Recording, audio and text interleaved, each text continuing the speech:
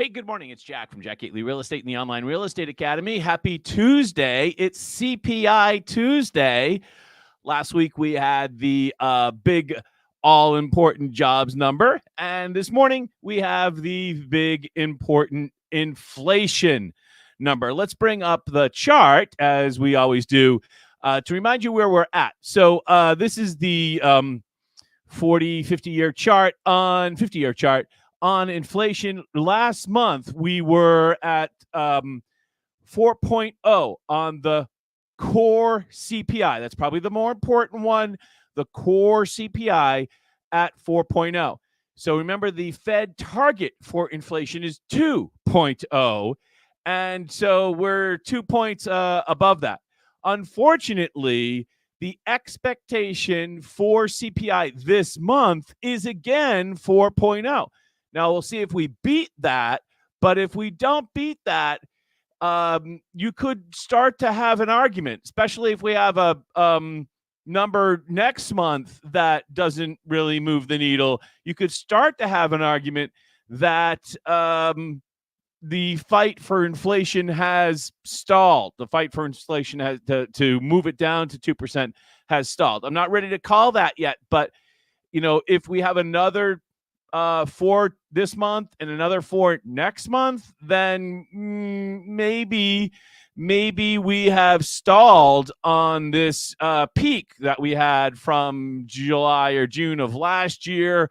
So this is not looking that great if we hit the number. Now, if we surpass that number, if we get a number that is more like 3.7 or something like that, then that would be continued progress. Let's go to CNBC. Let's see if they have the numbers out yet. Point where we don't know when they're going to start cutting rates. Yes, and there's good evidence of that. If you look at yesterday's auctions, for example, the $87 billion in threes and tens, the 3-year auction was very poor. The 10-year auction was definitely below average, just not as horrible as the 3-year. But yet, even though each of those auctions established a high yield for a week on the tens and for the month on 3-year, right after the auctions, yields were moving down, and they were moving down before the auctions. There is a bias here that the Fed has done, that we're going to start getting rate cuts in early 2024, and that inflation is just something that not to worry about. Now, if any of those aren't true, and this number furthers the cause in one direction or another, it could have outsized consequences in the market. 410 is the big area to pay attention to in the 10-year. That's the big support area. It's been holding for the last several days. It was tested several times last week. Look for headline to be unchanged again because gas prices, of course, have been pushing down. And on the other hand, look for core prices to be a little bit more buoyant to the upside. One of the traps is that everyone is annualizing 3 and 6 month rates on inflation based on some of the better than. I just want to pause him or mute him for a quick second and say that, again, the conventional wisdom, everyone thinks that inflation is just going to go back down to 2% and that there's nothing stopping that freight train and that we're just a minute from the Fed cutting rates. I'm not too sure. All right, here we go now. Hotter than expected. We were looking for a second month reading of 0. Last month's reading of 0 was the best read since May of 2020 when it was down 1/10. Ex-food and energy up 0.3 as we discussed. That makes sense because of gasoline prices, of course, being down on the headline, but obviously not down enough. Up 0.3. In the rearview mirror, it was up 0.2. We had 2 3/10 in a row in August and September. Then in October, it moved down to 2/10. So the annualized rate is not going to move lower. The 3-month was 3.4. The 6-month was 3.2. They're not going to breach that 3% on these numbers. Now let's look at year over year. Year over year, 3.1, exactly as expected. 1/10 lighter than 3.2. The best we had was June of this year at 3.0. That was the best since March of 2021. And if you strip out food and energy, it's up 4%, exactly the same as our last read. And the last read and this read, well, they're the best since May of 2021 when it was 3.9. But that is a blessing. I'm sorry, 3.8. but it's a blessing in disguise, Becky, because we haven't been below 4%. That means since May of 2021, and that is significant. Now, I'm going to throw something else out there that I normally don't throw out there, and that is if you look at the CPI indexes, the raw indexes, in September at 307.78, that is the all-time high going back over 100 years. It's 307.05 right now. The core, which is seasonally adjusted raw data, is at an all-time high at 312.25. Never, ever been higher. The point here is that we annualize and we look at numbers at this point forward. But if you go back in the rearview mirror, inflation compounds, and it's that dynamic that the public is not very happy with. That's exactly right. So inflation compounds. It's cumulative. And once again, we did the two important numbers that he just spouted out there, just to kind of summarize, is the CPI year over year at 3.1, which was the expectation. Last month, it was 3.2. Now, the difference between 3.2 and 3.1 is not a lot. You cannot argue that that is a lot of progress on bringing inflation back to 2%. It's incremental, tiny little step. And a lot of that was fueled by the fact that, once again, oil down. What are we trading oil at? What, $71 a barrel or something like that? And the other number, the core, which is ex food and energy, that stalled at 4%. Let's listen to Reisman. Bring him up. Here he goes here. People are concerned. There's been some, I've noticed this, that in the circulars you get, there's a little more price competition, perhaps at the grocery store. That's up. Food at home, just 0.1% overall. Food, 0.2%. And as Rick pointed out, gasoline flattering this index down 6% on the month, down 8.9% year over year. And then a big surprise here is an increase in used car prices, up 1.6%. There was general belief this was going to fall. It did not fall. It was down 0.8% in the prior month. The reporting by Phil LeBeau had suggested it might fall because of his reporting from the auctions. Another interesting thing is we talked about all this holiday spending that's been out there. 2 points. One is that apparel is down 1.3%, but also real earnings, inflation-adjusted earnings up 0.5% after being negative. So as you'll note, the CNBC NRF retail monitor noted a healthy gain in November, as did the Bank of America data you had on earlier this show. All of that powered by consumers, and consumers being helped by inflation rising less than in this past month. Their wages rose. Becky? Okay, Steve, let's talk a little bit more about this with Joe Lavorgna. The way the 10 years moving at the moment, it looks like we'll still be at 7.1 for mortgage rates, or right about that 7.1. This does not seem to be moving mortgage rates, under 7. You think what's really important, energy now is down over 5% year on year. And as energy moderates, you're going to see all those secondary and tertiary effects, which bled into the rest of the CPI. Those will come out. Transportation, obviously, is a huge cost. And of course, there's petroleum's in a lot of different products. So as energy moves lower, you are going to see your core rate drift down. And I think the trend is certainly lower. Energy's in a lot of products. Who's this guy? Come on. Yeah, all right, let's take a look at the big board here. Oil, almost at, since we're talking about energy, almost at 70. And Dow futures are green across the board, as well as the S&P and the NASDAQ futures. Once again, looking at the big chart, this red line is the line that we want to be looking at. And again, 4.0. Actually, they factored this out to, what is that, 5 digits there. So last month's CPI headline was 3.23236.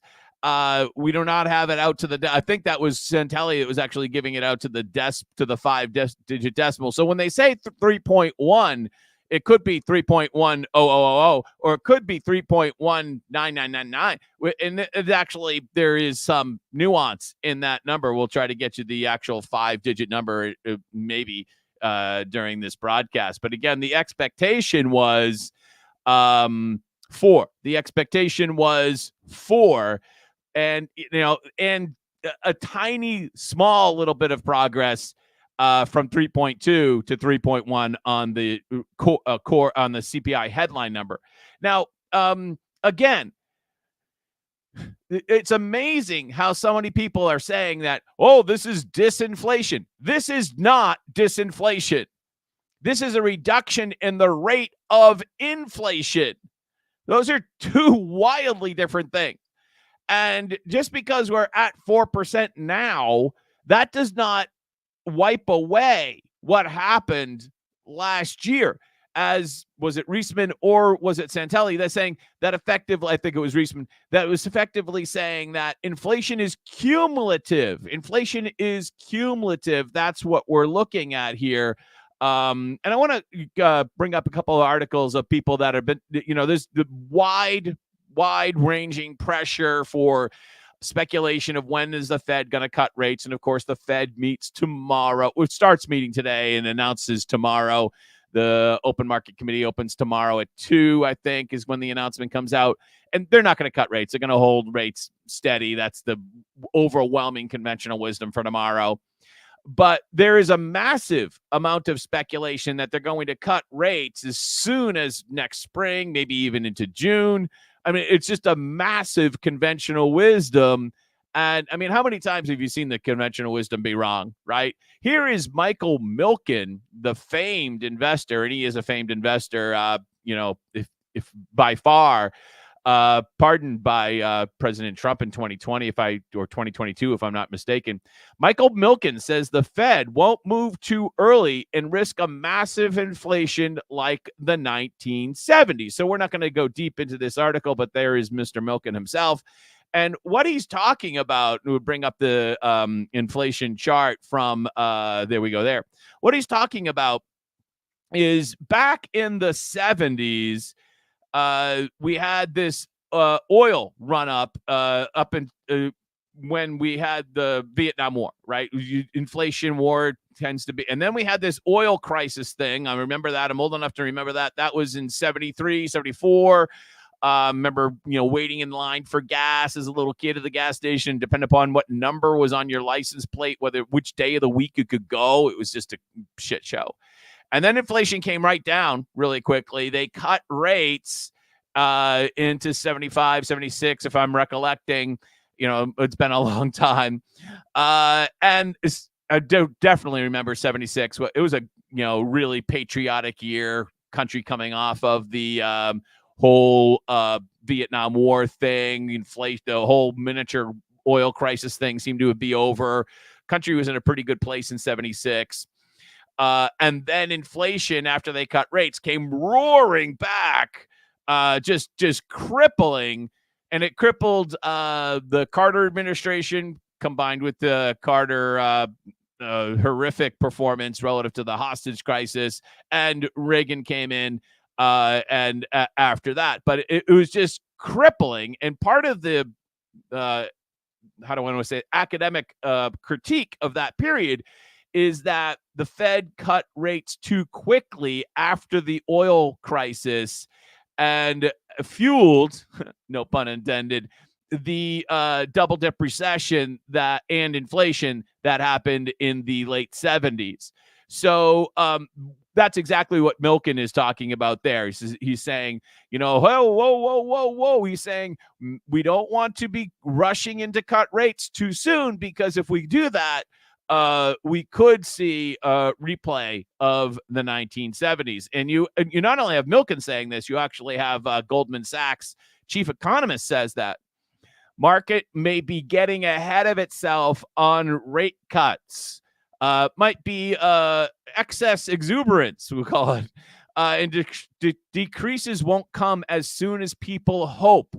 That seems to be, the smarter play, as far as I'm concerned, relative to rate cuts for next year. I think all of this talk about that we're going to have rate cuts right away and that we deserve rate cuts is wildly optimistic. Let's take a look at the 10-year right now. 10-year, it's poked back up a little bit now at 4.224. And we'll head over again to CNBC and see what they're saying. Because they're making smart purchasing decisions. You put all that together, and that's why we get consumers who are able to continue spending. There's a bunch of stuff that slowed consumer spending, so I do expect it to continue to slow. But I think this slowing, it does feel like the Fed has just put us in for a soft landing. And if the landing is real soft and the slowdown's real slow, I think that they're going to have to think hard about when to cut rates. And I don't think that we have the data there yet. Steve, a last comment on things that you have seen with all of this? Well, contrary to what people may think, it does not pain me to say this, but Rick nailed it. I believe that Powell is going to look at this number, and I think one of his responses is going to be, well, show me the progress. I don't think he's going to see as much progress as Rick is right. I think it's a Rorschach test. Those who see inflation coming down in the future see this as relatively benign. I think he's going to look at that owner's equivalent rent number, that which is 0.5%, actually ticked up. He's going to see that we're kind of stuck in this above 3% range. I looked at this, Becky, as somewhat of a tennis serve, and whether or not it aced the serve would have been a low number, a number that came in below expectations, would have put Powell back on his heels in terms of trying to serve back the idea of we're sticking in place here. I don't think he's back on his heels on this number. I think he can look at it and say, you know what?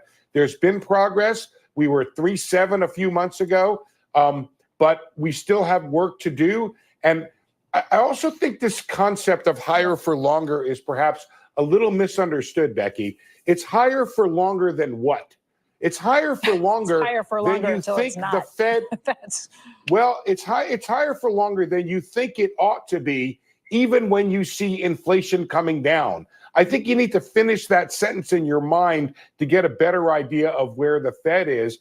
And higher for longer means that even when inflation comes down, even if it stays down below its peak level, it's higher for longer until they're sure it's extinguished. And I think that's going to be very much the message of Powell tomorrow. So I agree with what he just said there, is that if we had a huge beat, and it came in at, and core CPI came in at something like, 3.8 or something like 3.7 or something like that, that would have been continued progress in getting rid of inflation. But it didn't. In fact, inflation stayed the same this month as it did the prior month. And so Powell is going to be looking at that number and saying, when he goes into his secret star chamber with his other Federal Reserve governors and saying, we need to fine tune the dials here. We can't just start spouting money back out into the system because inflation will come roaring back. So that's where we are with the inflation number. And we'll take a look at the 30-year mortgage as of yesterday. Love the room. Password needs a little work, though. Volume there. Take a look at the 30-year mortgage as of yesterday, and we were at 7.1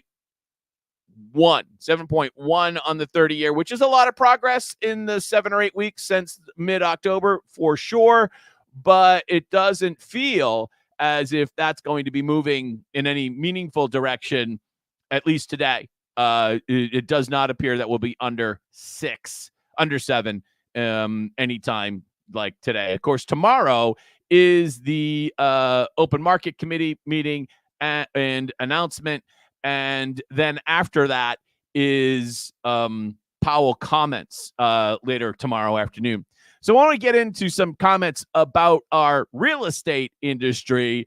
But before I do that, I just want to cover this amazing other economic story that's out there.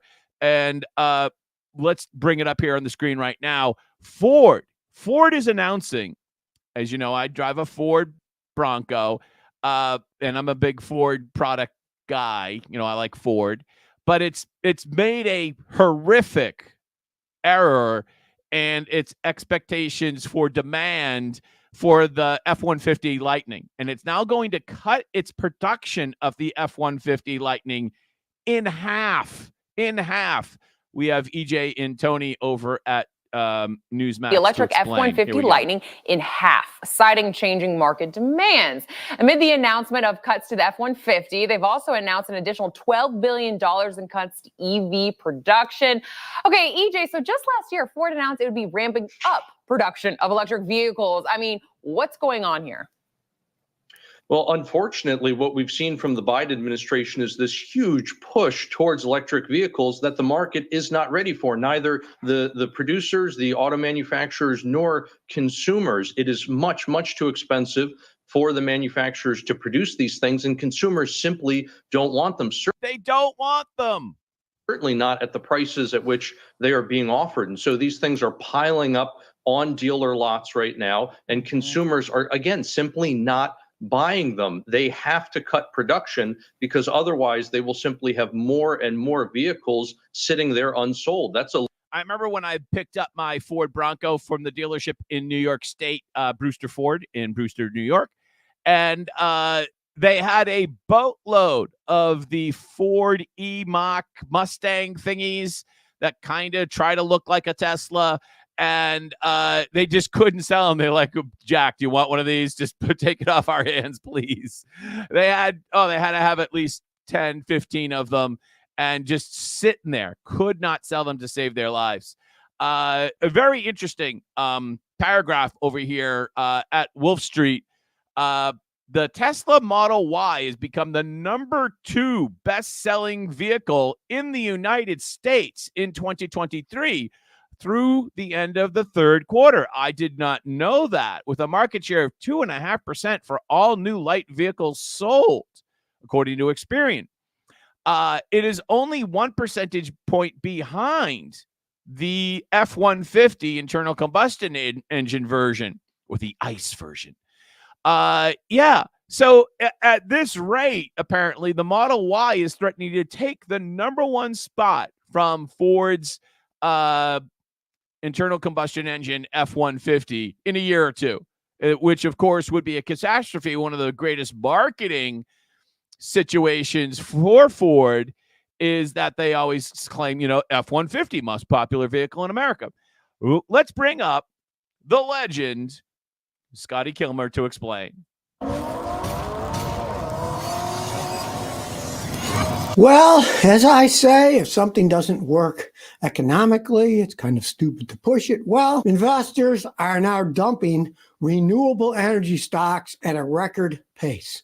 They're finding out, they're not economically viable. A great idea in theory, but it's not something you should invest in because you're going to lose your money. The third quarter here in the United States, there was $1.4 billion of outflow, people taking their money out of these renewable stocks. The S&P Global Energy Fund, which is 100. Right. So then he goes on to explain why people are uninvesting from these solar projects, wind projects and whatnot, is because they don't make sense financially. Do not make sense financially. So, what a disaster is Scotty Kilmer, the legend. All right, real estate news. Another lawsuit. Get out your spreadsheet. Get out your spreadsheet. We have another line item to post to the to the spreadsheet, lawsuit spreadsheet. Bay Area MLS out in San Francisco. National brokerage is hit with a new commission lawsuit, real estate news. Another buyer broker commission filed December 8th, names NAR, San Francisco Realtor Associations. I imagine Barris is probably the Bay Area MLS, I'm guessing, and 5 national brokerages. This is going back for transactions over the last 4 years. I have totally lost track of how many lawsuits they have here going, but it's a lot. It's a lot. Who are they suing here now? The National Association of Realtors, Anywhere, Remax, Keller Williams, Compass, EXP, Bay Area Real Estate Information Services, Marin Associates, North Bay Association, Northern Solano County. It's a train wreck. Another lawsuit added to your list of disappointments from the National Association. And the National Association is taking a hit on membership. Also from realestatenews.com. NAR membership falls nearly 6,000 in November after a tumultuous year for NAR. The membership of the nation's largest trade organization is headed for its first yearly drop in over a decade. So losing 6,000 members in November alone, that was bad. But for the first time since 2012, they are going to actually lose members year over year. So the association has been growing, if you get that drift there, from 2013 until now, every year, year over year. And now they're no longer growing. So back in 2012, there were just under 1 million members, And yeah, so that growth is going to be turning around. They're going to be ending the year with 1.5 million members. It's going to be just a little bit under what they had the year before. Jack, why were there so few members in 2012? Well, in 2012, what happened is we were coming out of the great financial crisis, 2008, 2009, 10, 11, and that washed out a massive amount of agents out of the business. And if you survived, then you were in a good place to succeed long term. But it did wash out a boatload of people that were just picking off the low-level fruit, right? And I think what we're looking at now is a similar such situation. There's going to be a lot of people that look at real estate as a career, and they're going to say, nope, going to go do something else. And that's great, because those of us who enter now and or stay in the business now, going forward, we're going to have fewer people to compete against, right? Because there's going to be a lot of people that just say, well, it's not easy anymore. And, when the tough get going, the going get tough. There is going to be a boatload of opportunity out there as these rule changes start to come about. And if you stick in the business and learn how to operate in the new environment, you have a chance to do very, very well when the volume of business picks up. So we're definitely in a transaction volume recession, right? We're well under 4 million transactions year round right now, and we are absolutely positively in a transaction volume recession, not a price recession, but a transaction recession. And if you can get in now and or stay in now, you can start to build your personal brand to be successful. Not only now, I'm still can make some money now. I'm not saying that, but you can still be really in the position to be successful when volume starts to pick up, which markets always change. It will also always do that. If you wait to build your brand now or wait to enter now, and you're I'm going to wait until the real estate market gets hot again, that is maybe the stupidest thing you could possibly do, because all of us that are here in it now, we're going to be months or years ahead of you building our brand while you're waiting to get involved. So, if you're interested in real estate and you're thinking to yourself, no, I'm not going to do anything now until prices start, until everyone start, then you're an idiot. Because let me just ask you, let's just say that volume starts to pick up in 6 months. Are they going to go with me, or are they going to go with you, who just entered the marketplace and has built no brand in the business? Just asking, right? All right. So, hey, thanks for joining us today. I've been really enjoyed today's live stream. Thank you so much for coming. I'm Jack for Jack Gately Real Estate and the Online Real Estate Academy. You have a great day. Go make some money. Bye-bye.